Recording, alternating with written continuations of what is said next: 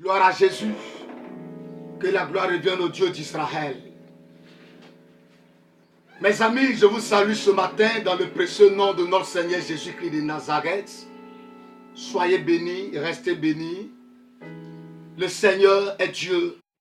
Quelles que soient les attaques de l'ennemi, Dieu reste Dieu. Alléluia. Ce matin, j'ai encore un message pour toi. Dieu, par sa grâce, nous allons prier le Seigneur. Tendre Père, Dieu puissant, le Dieu sacré des Hébreux, nous te bénissons, nous te rendons toute la gloire. Dormir est je dirais, est un naturel. Oui, mais se réveiller est un miracle. Tu nous as fait la grâce d'être en vie. Beaucoup sont ceux qui sont à l'au lit, qui ne sont plus jamais se réveiller. Mais nous, tu nous as fait la grâce. Nous vivons pour te louer et t'adorer. Seigneur, je te confie cet enseignement. Viens par le cœur. Et que tout esprit qui ne confesse pas ton nom soit banni dans le nom de Jésus. Et que les cœurs soient disposés.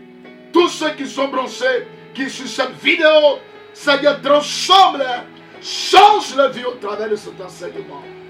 Viens par le cœur, au nom de Jésus que nous avons prié. Amen. Bien-aimés, ce matin, j'ai comme pour thème à cet enseignement les 4 caractéristiques d'un vrai adorateur. Et le passage se trouve dans le livre de Marc chapitre 6. Nous lisons les versets 35 à 44. Il est écrit ceci. Comme l'heure, tant pour moi, comme l'heure était déjà avancée, ses disciples s'approchaient de lui et dirent, celui est désert. Et l'heure est déjà avancée. Renvoie-les afin qu'ils aillent dans les campagnes et dans les villages des environs pour s'acheter de quoi manger. Jésus leur répondit, donnez-leur vous-mêmes à manger. Mais il lui dit, irons-nous acheter des pains pour 200 deniers et le donnerons-nous à manger? Le verset 38. Et il leur dit, combien avez-vous de pain? Allez voir. Il s'assurait et répondit, 5 et 2 poissons. Alors il leur recommanda de les faire tous asseoir par groupe sur l'herbe verte. Et il s'assit par rangée de 250. Il prit les 5 pains et les 2 poissons. Et levant les yeux vers le ciel, il rendit grâce.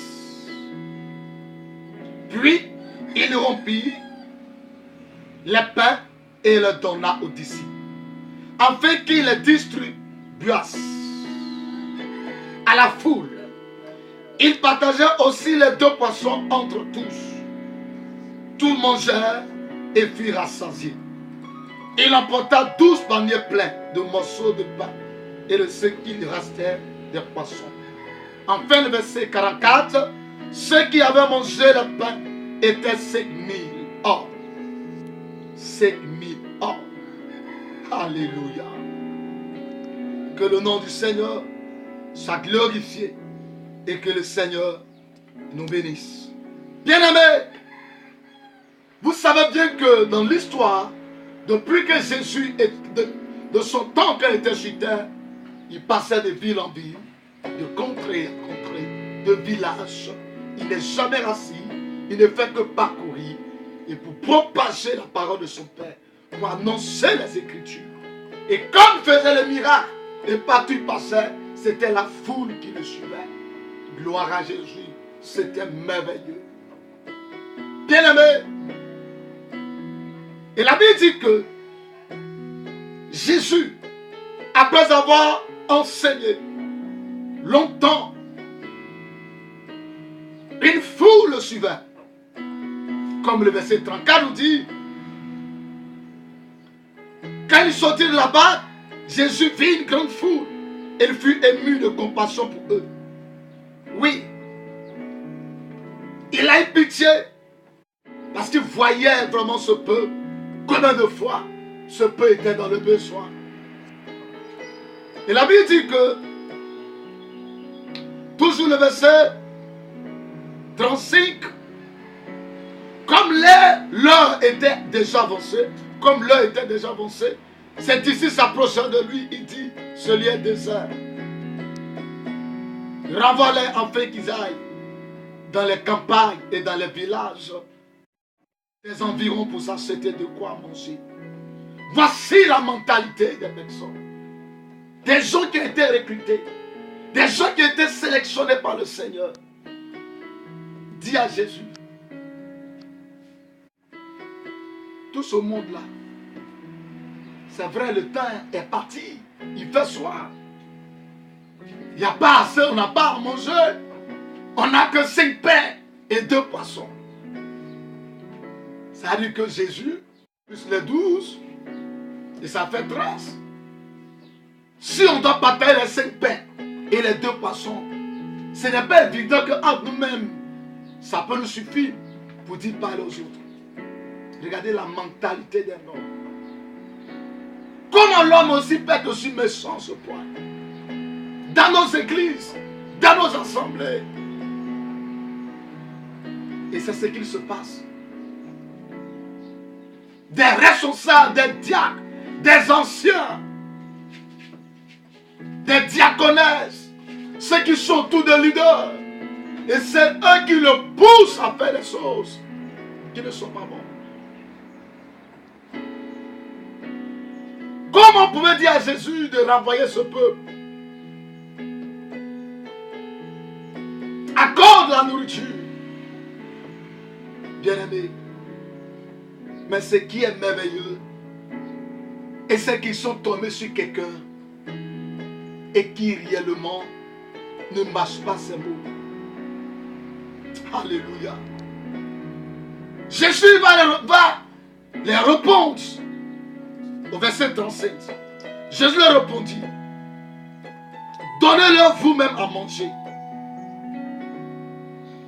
Donnez-leur vous-même à manger. Bien-aimé, toi qui me suis, toi qui me regardes actuellement, le rang des leaders, c'est de faire quoi? C'est de donner à manger à son peuple. Le leader est un berger. Le berger ne fait que conduire le troupeau. Le troupeau ici symbolise le peuple de Dieu. C'est le berger qui envoie le troupeau là où se trouve la verdure pour les faire brouter de l'herbe. Mais aujourd'hui, c'est le contraire. Dans nos assemblées, c'est l'homme de Dieu qui doit faire quoi? Donner à manger au peuple de Dieu. Que ce soit la nourriture spirituelle, c'est-à-dire la parole de Dieu, que ce soit aussi la nourriture physique. Mais aujourd'hui, c'est le contraire. Un pasteur est un berger.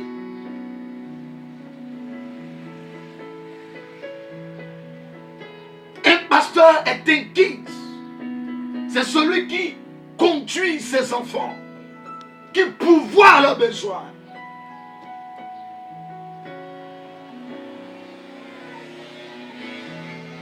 Aujourd'hui, dans nos assemblées, partout, comme je le disais tantôt, c'est le contraire. On ne fait que parler de quoi? Parler du message de la prospérité. La prédication de la prospérité, c'est pas mauvais. Dieu rend prospère. Mais il rend prospère à ceux qui obéissent à sa parole. Tu enseignes la prospérité, tu dois donner aussi l'exemple. Dans nos églises, il y a des pasteurs qui ne font pas les offrandes, qui ne paient même pas le dîme. Et pourtant, c'est nous qui prêchons, apporter dans la maison du trésor. Mais nous-mêmes qui enseignons. Jésus va dire à ses disciples, c'est vous qui devez leur donner à manger. C'est vous qui devez besoin. Le pain que vous avez, les 5 pains et les 2 poissons là, ce ne sont pas là pour vous, mais c'est pour eux. Alléluia. C'est eux qui doivent manger. C'est vous qui devez les faire à manger. Chers amis, ressaisissons. Travaillons pour que notre peuple soit à l'aise. Aujourd'hui, les gens fuient nos assemblées à cause de certaines pratiques que nous avons installées dans l'église. 5 offrandes par jour, 6 offrandes par jour.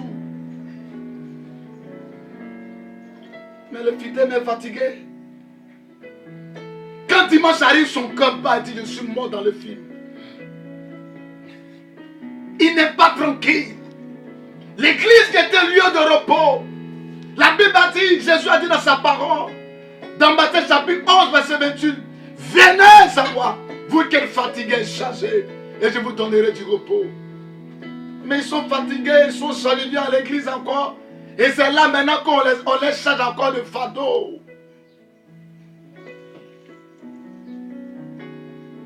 Mais pourtant, le monsieur n'a rien à manger à la maison.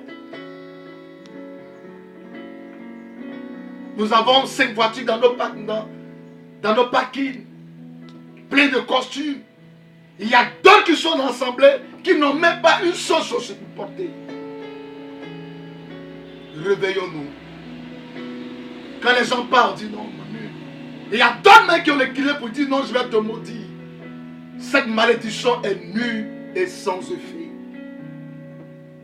Si Dieu maudissait comme ça, il allait détruire tout le peuple entier. Jésus était le premier à nous faire offrande. Lisons dans Jean chapitre 3, verset 16. La Bible dit: Dieu a tant aimé le monde et il a donné son Fils unique. Dieu était le premier à nous faire des offrandes. Mais pourquoi nous aussi, on ne veut pas aussi faire aussi d'autres sacrifices pour le peuple de Dieu? Le peuple de Dieu est venu pour chercher la face de Dieu. On doit l'enseigner. Mais on ne doit pas mettre chicote derrière. Donner c'est bien. Mais il faut savoir bénir quelqu'un à pouvoir donner. Soyons libérés dans ce que nous faisons. Alors Jésus va les reprendre pour dire: c'est vous qui devez les donner à manger. Eux, ils sont malades. Mais vous, vous êtes guéris. Je salue au passage les hommes de Dieu qui ont compris réellement cette vision d'entrepreneuriat. Un pasteur qui veut aller de l'avant, c'est celui qui ne se laisse pas seulement la parole. Il prêche l'évangile, mais il travaille aussi pour subvenir à ses besoins et aux besoins aussi de l'église. Mais si toi tu ne fais rien, que tu veux compter uniquement que sur les 10 offrandes, tu seras obligé de façonner des prophéties pour escroquer les gens. Et puis au dernier jour, le Seigneur va te condamner parce que tu es un voleur, tu ne veux pas travailler. Bien-aimés, ressaisissons-nous. Pour moi, il dit la meilleure manière de servir Dieu, c'est d'être indépendant sur tous les plans. Indépendance économique. Oui, bien frères et sœurs, si tu as les moyens, tu as quelque chose qui te donne de l'argent, tu es libre de prêcher l'évangile. Tu es libre d'annoncer la parole de Dieu. C'est le pasteur qui doit faire don à l'église. Payer les salderies, distribuer au peuple de Dieu. C'est le berger qui envoie le troupeau pour aller brûler. Ce n'est pas le troupeau qui envoie le berger. Que Dieu nous bénisse. Dis Amen avec moi, s'il te plaît. Alléluia. Mes amis, ils vont répondre à Jésus: irons-nous acheter des pains pour 200 deniers et nous donnerons-nous à manger? Il a dit: combien avez-vous de pain? Et il continue encore. Il continue encore. Des gens qui sont près autour du pasteur. Quand le pasteur a une vision, il dit: on va faire le programme. Mais pasteur, on va trouver l'argent où? Il n'y a pas l'argent par-ci, par-là. Ce n'est pas ton problème. Ce n'est pas toi que Dieu a appelé. C'est lui que Dieu a appelé. Toi, tu ne fais qu'obéir. Tu ne fais qu'obéir à la vision. Voilà les questions qu'ils vont poser à Jésus. Et pour finir, il va les répondre, verset 38. Combien avez-vous de pain? Allez voir. Au lieu de bavarder, au lieu de pleurer, pleurnicher pour la nourriture, allez-y voir et venez me faire le point. Le vrai fidèle, le vrai disciple, et c'est celui qui écoute la voix de son maître. Gloire à Jésus. Alléluia. Et la Bible dit, et lorsqu'ils sont venus, ils ont dit à Jésus, il n'y a que 5 pains et 2 poissons. Alors il leur recommanda de les faire asseoir. Asseoir. Mes amis, c'est le premier caractéristique. Je dis les 4 caractéristiques d'un vrai adorateur. C'est le premier point. Jésus a dit, fais-les asseoir par groupe sur les fesses. Asseoir. Un vrai adorateur. Si je dis vrai, c'est qu'il y a faux. Je ne parle pas de faux. Je disais dans mes vidéos passées, je ne parle pas de ceux qui sont dans les 2 bureaux, 3 bureaux, 4 bureaux, des personnes qui dorment dans les maquis, matin, midi, soir. Je ne parle pas de ceux-là. Eux, ils sont déjà morts. Je parle de ceux-là qui craignent Dieu. Pas les féticheurs, pas les marabouts. Je ne parle pas de ces personnes. Des vrais adorateurs. C'est de ceux-là que je parle. Un vrai adorateur, c'est celui qui s'assoit. Amen. Jésus a dit, fais-les asseoir. Asseoir veut dire mettre quelqu'un sur un siège. Mettre quelqu'un sur un siège pour qu'il soit à l'aise dans sa peau. Jésus a dit, fais-les asseoir. Ok, il y a 5 pains, 2 poissons, j'ai compris. Ce que je vous demande, c'est de faire asseoir. Toi qui me regardes, est-ce que tu acceptes de t'asseoir? Est-ce qu'on accepte de s'asseoir? Aujourd'hui, ce que nous vivons, c'est le papillonnage, ou je ne sais que dire. Quel terme faut-il employer? Des chrétiens papillons. On ne fait que s'envoler. On s'assoit un peu, on quitte là, on s'envole pas ici, par là. Le vrai chrétien, c'est celui qui est assis et qui accepte même de s'asseoir.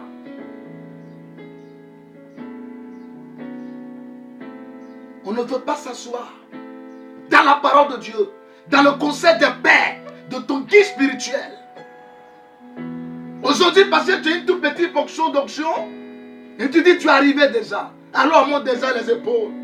Parce que tu as dit au nom de Jésus, un démon est parti, et tu devais prendre une boutique là, tu enlèves tout ce qui était là-dedans, et puis tu écris devant, je suis devenu pasteur. Bien-aimé, tu as appris quoi?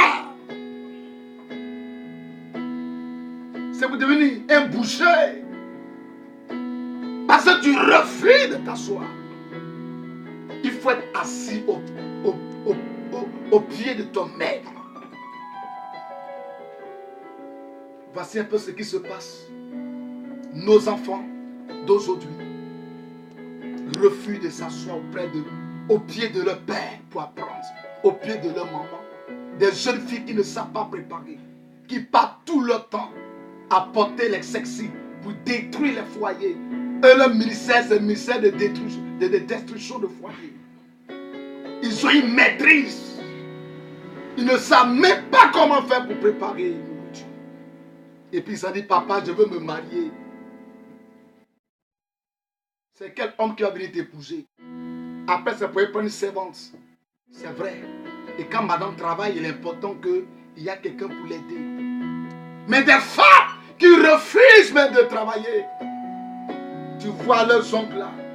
On dit faux ongle. Tu sais quelque chose qui est faux qui met sur toi. Cet homme est une fausse personne. C'est pas laver mes habits de son mari. Et demain tu dis à que non, mon mari me trompe. Mais celle qui fait mon lit, celle qui me prépare à manger, elle a pris ta place. Ton mari va tout te tromper. Tant que tu ne te ressaisis pas pour t'asseoir au pied de ta maman pour apprendre comment il faut préparer. On vient fatiguer les pasteurs. Mon mari est comme ça. Mais quelle est ta vie? Assez de t'asseoir. Chrétien, asseyons-nous dans la parole de Dieu. Assois-toi dans la parole de Dieu. Si tu veux